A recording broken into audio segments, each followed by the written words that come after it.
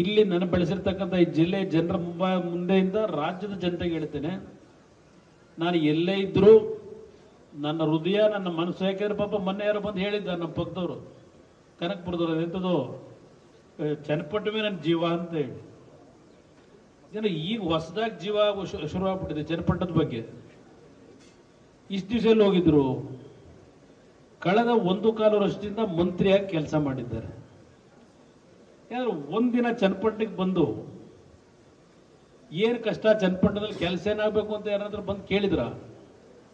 ಇಲ್ಲ ಪಾಪ, ಅದು ಎಂಥದೋ ಜನಸಂಪರ್ಕ ಅಂತ ಬೇರೆ ಮಾಡೋದಿಲ್ಲ. ಅವ್ರ ತಮ್ಮ ಲೋಕಸಭಾ ಸದಸ್ಯರು ಯಾವುದಾದ್ರೂ ಊರಲ್ಲಿ ಏನಾದರೂ ಸ್ಕೂಲ್ ಕಟ್ಟಡ ಕಟ್ಟಬೇಕು, ಇಲ್ಲ ಆಸ್ಪತ್ರೆ ಕಟ್ಟಬೇಕು, ಇಲ್ಲ ಏನಾದರೂ ಕೆಲಸ ಆಗಬೇಕು ಅಂತ ಹೇಳಿ ನಿಮ್ಮ ಹತ್ರ ಬಂದು ಕೇಳಿ ಏನಾದ್ರು ಕೆಲಸ ಮಾಡಿದ್ರು? ನನ್ನ ಮಕ್ಕಳು ಸಮಾನ, ನನ್ನ ಹೆಣ್ಮಕ್ಳಿಗೆ ಕೂತಿದ್ದೀರಿ, ನಿಮ್ಮ ಕಾಲೇಜ್ ಕಟ್ಸಿದೀವಲ್ಲ ಇಲ್ಲಿ ಚನ್ನಪಟ್ಟಣದಲ್ಲಿ, ಮುಖ್ಯಮಂತ್ರಿ ಆದ ನಂತರ ಇವತ್ತೇನಲ್ಲಿ ಕಟ್ಟಿದ್ದೀವಿ ಕಟ್ಟಡಗಳು ಶಿಕ್ಷಣ ಕ್ಷೇತ್ರದಲ್ಲಿ, ಯಾವತ್ತಾದ್ರೂ ಅದ್ರ ಬಗ್ಗೆ ಚಿಂತೆ ಮಾಡಿದ್ರೆ ಇವರು?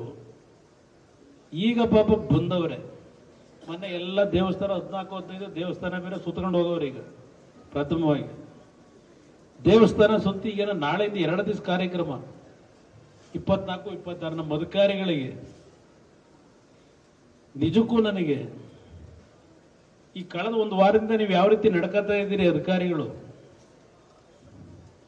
ನಿಮ್ಮನ್ನ ನಾನು ಮೆಚ್ಚಿ ಮಾತನಾಡಬೇಕು, ಇಲ್ಲ ಬೇರೆಯವರು ಅವ್ರು ಬೈತಾರಲ್ಲ ಆ ರೀತಿ ನಾನು ಪದ ಬಳಕೆ ಮಾಡಬೇಕು?